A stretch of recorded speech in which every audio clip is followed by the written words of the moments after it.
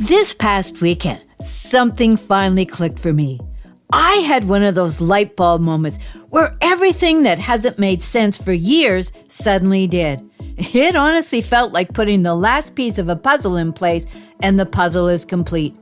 Because for years, and honestly decades, I thought I was the problem in my family.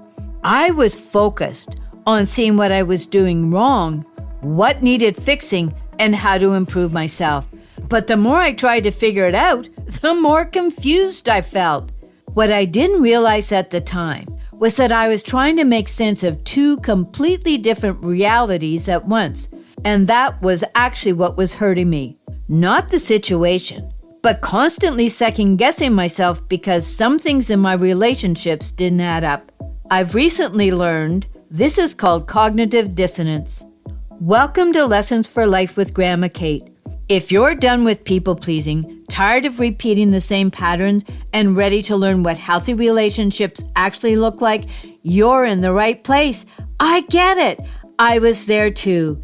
At 65, I started learning the things I wish I'd known decades ago, like how to see the patterns, why we keep repeating them, and how to finally treat ourselves with the respect we always deserved. Like a lighthouse, steady and strong, let's all shine a little brighter today. Cognitive dissonance, which sounds very clinical, is what happens when what you feel and know doesn't match what you're being told. And your brain keeps trying to make the two fit together because it needs things to make sense. And when your brain can't close that gap, that's where the confusion and self-doubt start. For example, you stay in a job you dislike while telling yourself it is fine for now. So both of those things are true at the same time. You don't like your job, and at the same time, you're telling yourself it's fine and you should stay. But your brain can't hold both of those truths at once. When that goes on for years, you stop trusting yourself. So here are 5 signs cognitive dissonance in family relationships is hurting you. Number 1, you leave conversations feeling more confused than clear. For example, you're in a disagreement with your spouse and you're trying to talk it through. You're not yelling, you're just trying to have a conversation. And instead of staying in it, your spouse shuts you down or walks away. And now you're left sitting there with no resolution. Part of you is thinking, that didn't feel right. We didn't deal with the issue. But another part of you starts trying to excuse the behavior. Maybe they needed space. Maybe I pushed too much. Maybe I should have handled it differently. That's cognitive dissonance. Because you know what a healthy conversation feels like, and that wasn't it. But your brain is still trying to close the gap. And that's where it hurts you. Because you walk away questioning yourself instead of trusting what you felt. Sign number 2. You keep trying to fix yourself to make things better. What happens with sign number 2 is you walk away from a conversation thinking, okay, I shouldn't have said it that way. I should have stayed calmer. Maybe I need to explain myself better next time. That's one truth. But at the same time, you believe that if you do just say it the right way or handle it better, things will finally improve. So instead of questioning the relationship, you question yourself. You keep asking, what do I need to do differently? You adjust. You try a different approach and then another one. But no matter how much you change, nothing in the relationship changes. And that's the dissonance. You keep focusing on yourself, trying to get it right, while the pattern in the relationship stays the same.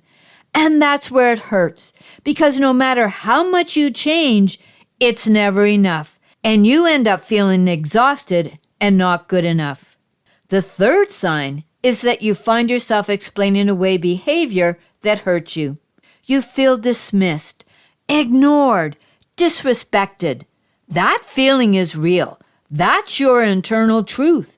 But almost immediately, another thought comes in. They didn't mean what they said. That's just how they are. I shouldn't take it personally. And those things might even be true. But this is where the dissonance comes in. You've become so conditioned to making excuses for the other person that you never actually stay with your feelings of being dismissed, ignored, and disrespected. You move past your own experience before it even has a chance to land. And over time, you stop expecting to be treated with respect. And that's where it hurts. Because you keep talking yourself out of what you feel and slowly lose trust in yourself. The fourth sign is that you feel guilty for how you feel. You feel hurt, frustrated, or upset, and almost right away, another thought comes in telling you that you shouldn't feel that way. For example, you tell your partner, "That hurt my feelings," and they brush it off. And instead of thinking, "That wasn't okay," you immediately go to, "Oh, maybe I'm too sensitive." You gaslight yourself. So now you're holding two truths at the same time. One part of you is having a really emotional reaction, and another part of you is judging your own reaction. And instead of feeling and asking, "What just happened here?" you blame yourself. You start trying to manage your reaction instead of looking at what caused it. And that creates a disconnect, not just from the situation, but from yourself. And that's where it hurts, because you've stopped feeling safe to be yourself and start believing your feelings are the problem. And the fifth sign is that you stop trusting your own judgment. Here's a simple example. You're at the grocery store and you know from experience that your family won't eat the no-name brand, but the no-name is half the price. So you stand there second-guessing yourself. Maybe this time they'll eat it. Maybe I'm being too rigid. Maybe I should just try it again. But you already know. You've tried it before, and your family doesn't eat the no-name brand. That's cognitive dissonance in everyday life. You know what you know, but something keeps pulling you back to question it. And that's where it hurts. Because when you stop trusting your own judgment, you lose confidence in your own voice and your ability to trust yourself. For years, I stopped trusting my own judgment. I would feel like something wasn't right in my marriage and in my family, but I couldn't quite explain it. Such as when there was a double standard, or when I was being blamed for something I didn't do. There was always this disconnect between my head and my heart, the logical part of me and the emotional part of me. What I didn't realize at the time was that I was trying to make sense of two completely different realities at once, and that was actually what was hurting me. The one truth I was experiencing is things didn't feel right, the double standard, being blamed for things I didn't do. But the other truth I was carrying was that it must be me, that I'm the problem, that I need to fix myself. And that's where it was hurting me, because I kept trying to make sense of something that didn't line up. And over time, I started to question myself, doubt myself, and stop trusting my own judgment. As the scapegoat, I'm conditioned to believe that if something feels off, it must be me. I'm the problem. So I keep trying to figure out what I need to change. Here's what I mean. 3 years ago, I made the hard decision not to attend family function on my husband's side of the family because of how I'm treated. However, my husband, kids, and grandkids still go. I tell myself, maybe just go. Maybe this time it will be different. Maybe I need to try harder or engage differently. But I've tried that before, and nothing changes. So this past Easter weekend, I planned a special day for myself, dinner and a show in the city. And on the bus ride to the show, I got curious and journaled, and that's when I had that light bulb moment. I've been living in an alcoholic environment my whole married life, and it's become normal to me. What I realized was how every family event centers around drinking. A drink at dinner, a drink while sitting on the beach, a drink after a walk. That is how my family bonds. But that's not me. And for the first time, it made sense why I've always felt like the odd man out. Not because something is wrong with me or with them, but because I was never part of that type of bonding to begin with. That's where the scapegoat role comes in. That's me. the one who didn't fit into that dynamic. And that was so freeing because in that moment, I realized I wasn't the problem. The drinking is the glue that holds my family and his together. And by the end of my day, I felt at peace because that realization accepted me to see and accept who I am and who they are. And for the first time, I felt free to just be me. This doesn't mean I don't love my family or I don't interact with them. It means I do it now based on my values in a way that honors who I am. And that's what led me to these 3 life lessons to work through cognitive dissonance. I hope they help you too. The first life lesson is to pay attention to what you're feeling because that feeling is information, not something to dismiss.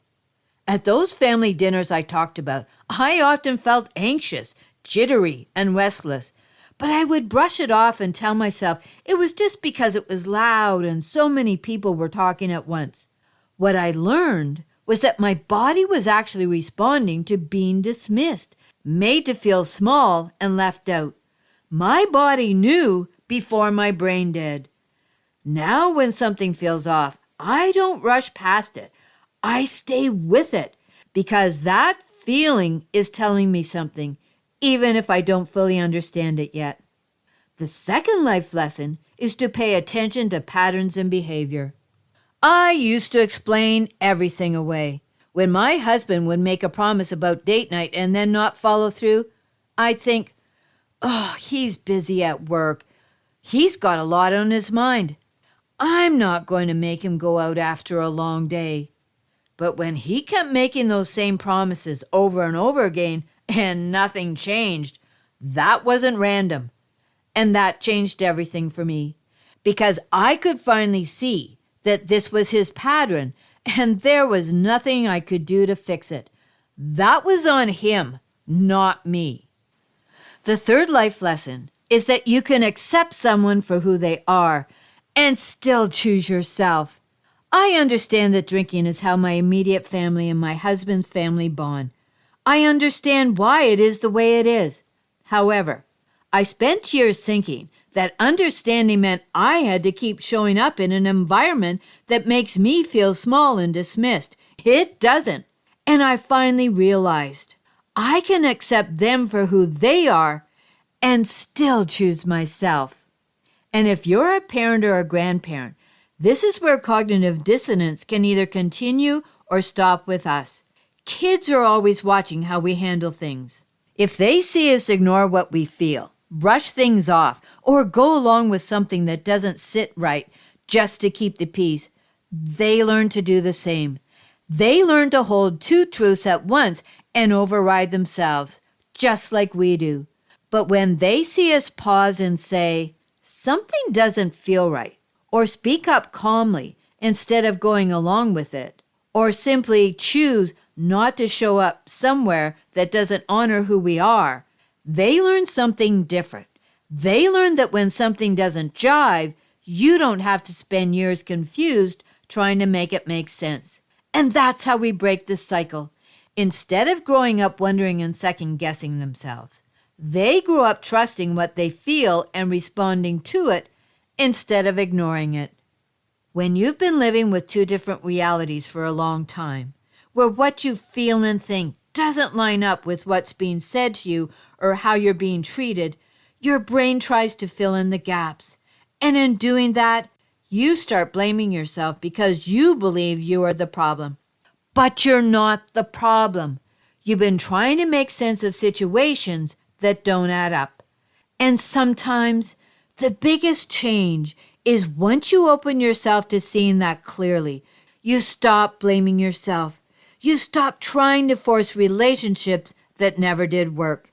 And from that understanding, you can start making choices that actually line up with who you are.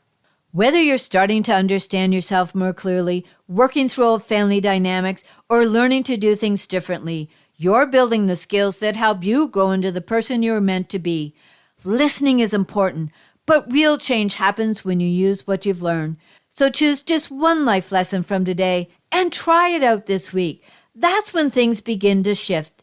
And if you want more life lessons like this, be sure to follow Lessons for Life with Grandma Kate on Facebook, Instagram, LinkedIn, and YouTube.